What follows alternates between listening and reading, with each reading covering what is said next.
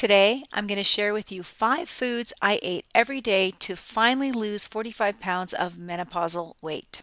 A little over 2 years ago, I weighed in at 175 pounds. I was 51 years old, and at 5 foot 2 inches, I tried to figure out what and how much I should eat to lose weight. It seemed no matter how much I tried to cut back on my calories, most of the time, I couldn't seem to do it. And even when I did, I would inevitably give up and go back to my normal way of eating. Through answered prayer, in December of 2024, I started figuring out what I needed to change and ultimately lost 45 pounds of menopausal weight gain. So in this video, I'm going to share with you the strategies I put into place and the exact 5 foods I primarily ate to do that. There are a couple of rules I implemented that I've maintained until now. First of all, I've always eaten pretty much consistently, meaning pretty much the same meals from day to day and around the same time. This has kept the process of weight loss very simple. If we don't start with the simple plan, one built on habits, we are more likely to fail. In James Clear's book, Atomic Habits, a habit is a repeatable process that ensures long-term progress even after a specific milestone is reached. Which means even after you lose weight, you're more likely to keep it off because you've established long-lasting daily habits. And that's what I did by keeping the components of my diet consistent. Now, sometimes I allowed myself to have a cheat meal, or some people call it a celebratory meal, like when there was a special occasion or during the holidays. The reason is those are some of the greatest pleasures in life, and I'm not going to give those up 100%. So my rule is I eat my established plan 95% of the time, and that has worked for me in losing 45 pounds and in maintaining my weight loss. The second rule I implemented is that from the very beginning, I chose foods I love to eat. No rabbit food, no restriction. And that was one of the bonuses of starting a keto lifestyle. The foods that fit within it had all the foods I love to eat. I've always liked foods that were higher in fat. So I eat about 75% of my calories from fat, 20% from protein, and 5% from carbs. The meals I'm going to share with you all fall into that category. So let's start with breakfast. I could eat breakfast for every meal. In the beginning, I started out with a slice of tomato, topped with melted cheese, and a hard-boiled egg. Not what most people would view as a conventional breakfast, but it worked for me. And I think one of the most important rules you should have to be successful in losing weight is to do what works for you. I never tell anyone what type of diet they should eat or what foods are, quote, healthy, because everyone is so different.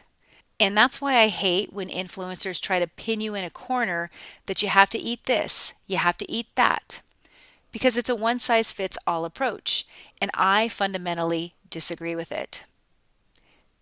All right, back to what I eat for breakfast. Eventually, I gave up the tomato and melted cheese. Initially, I was trying to incorporate vegetables in every meal, but eventually I weaned off of them entirely. I started having a scrambled egg, a Jimmy Dean sausage patty, and an ounce of cheddar cheese and put it in the microwave for about 35 seconds. Sometimes I would add a little holy guacamole to add some variety. And because I enjoy that meal so much, that's pretty much what I eat for breakfast still to this day. It's only around 300 calories, but it always fills me up and it does last me through the morning. It usually takes me about 3 to 4 hours before I start to get hungry again.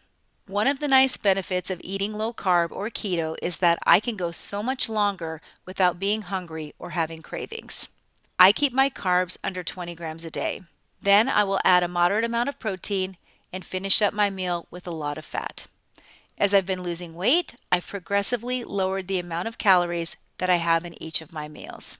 As you lose weight, you will have to lower calories from time to time because your body just doesn't need as many. So I no longer have things like the extra guacamole because that is an extra 60 to 120 calories. However, it's been pretty easy to do because on keto, I find that I'm very satisfied with the amount of food that I'm eating and I'm able to eat fewer calories without being really hungry and feeling like I need to eat more. For lunch, I have two go-to choices. The first choice is chicken thigh with the skin, and I have also been eating broccoli with it. I like the taste of broccoli, especially if I add a little butter or udo's oil and some salt. Off and on, I've tried skinless chicken thighs, but just found that I actually prefer it with the skin.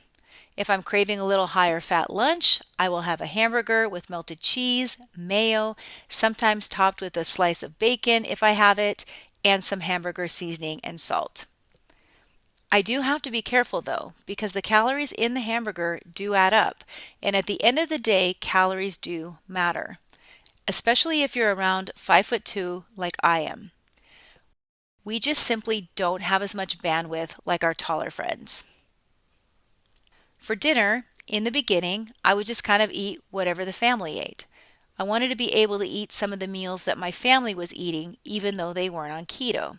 And so if we had pizza or burgers or went out to eat, I would just simply modify the foods that I chose. So if we had pizza at home, I would eat mostly the cheese, sausage, and other toppings. I might eat a little bit of the crust. So I wasn't super restrictive with the carbs at the last meal, but I would make sure that I always started with a vegetable, usually a salad, to help ground my blood sugar. If we went to Chick-fil-A or McDonald's, I would just eat the burger, cheese, and vegetables. It was very easy to modify my meals, and I still got to enjoy eating out with my family. Now, over the past year and a half, I've actually been able to influence my family to start moving over to a more low-carb diet because they've seen all the weight that I've lost. For example, my husband lost about 25 pounds following this plan with me, and my teenage son started doing it and he actually dropped a little bit of weight as well. Fast forward to today, my dinners have changed slightly since my family changed with me. Our family dinners don't look at all like they used to, where we would cook up a big batch of food and then share it. Now we cook separate individual meals because we each tailor what we eat to what we like, but we still keep it low carb. My 16-year-old daughter likes to make her own meals, and I'll help cook for my husband, mostly because I hate cooking a little less than he does. He likes to have eggs or egg whites and skinless chicken breast for dinner. Skinless chicken breast is torture for me, but that's what he likes and what works for him. My meal typically looks like either a repeat of breakfast because I really love that meal, or a couple of over easy eggs with some melted cheese.